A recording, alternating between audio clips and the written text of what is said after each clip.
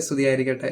നമുക്ക് ഈ ക്രിസ്മസിന്റെ ദിവസങ്ങളിൽ പ്രത്യേകമായിട്ട് മറിയത്തെക്കുറിച്ചും ഔസേപിതാവിനെ കുറിച്ചും ഒന്ന് പ്രത്യേകമായിട്ട് ധ്യാനിക്കാം. ഔസേപിതാവിനെ കുറിച്ച് പറയുന്നത് നീതിമാൻ എന്നാണ്.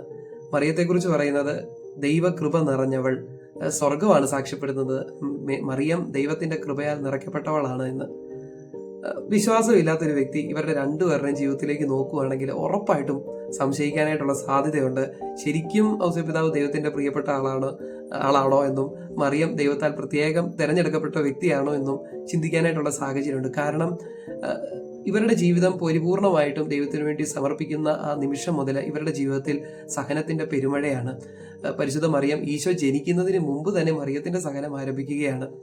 നിറവയറോടുകൂടിയുള്ള യാത്ര, പ്രസവിക്കാനായിട്ട് ഒരു സ്ഥലവും ലഭിക്കുന്നില്ല. അവസാനം ഈശോ പിറന്നു വീഴുന്നത് കാലിത്തൊഴുത്തിലാണ്.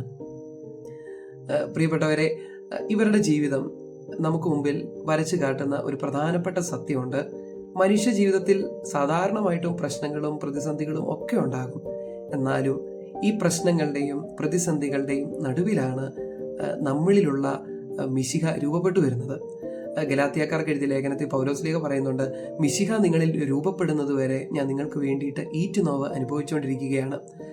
ഈശോ സഹനങ്ങളുടെ മധ്യേ പിറന്നു വീണപ്പം ഈ സഹനങ്ങൾ ശരിക്കും ദൈവത്തിങ്കിലേക്ക് അടുക്കാനായിട്ടുള്ള ഒരു മാർഗം എന്നുള്ള രീതിയിൽ അതങ്ങ് ഉയർത്തപ്പെടുകയാണ്. അല്ലെങ്കിൽ ഈശോയ്ക്ക് വേണമെങ്കിൽ സ്വാഭാവികമായിട്ട് ഒരു രാജകൊട്ടാരത്തിൽ ഒരു ക്ലേശങ്ങളും ഇല്ലാതെ ഒക്കെ കടന്നു വരാം. പക്ഷേ ഈ സഹനങ്ങളുടെ മധ്യേ ദൈവപുത്രൻ വന്ന് പിറക്കുമ്പോൾ നമുക്ക് തരുന്ന ഒരു പ്രധാനപ്പെട്ട മെസ്സേജ് ഉണ്ട്. സഹിക്കുന്നത് അനുഗ്രഹമാണ്, സഹനം ഭാഗ്യമാണ്.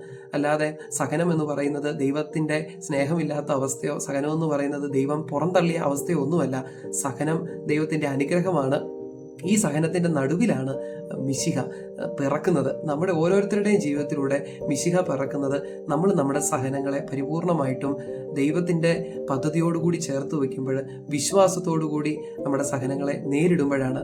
പ്രിയപ്പെട്ടവരെ, നമ്മുടെ ജീവിതത്തിലുണ്ടാകുന്ന സഹനങ്ങളും പ്രശ്നങ്ങളും ഒക്കെ നമ്മളിലുള്ള മിശിഹ രൂപപ്പെടുന്നതിന് വേണ്ടിയാകാൻ വേണ്ടിയിട്ട് നമുക്ക് ആത്മാർത്ഥമായിട്ട് പ്രാർത്ഥിക്കാം. ദൈവത്തിന്റെ നിയോഗത്തിന് വേണ്ടി പരിപൂർണമായിട്ട് നമുക്ക് സമർപ്പിക്കാം.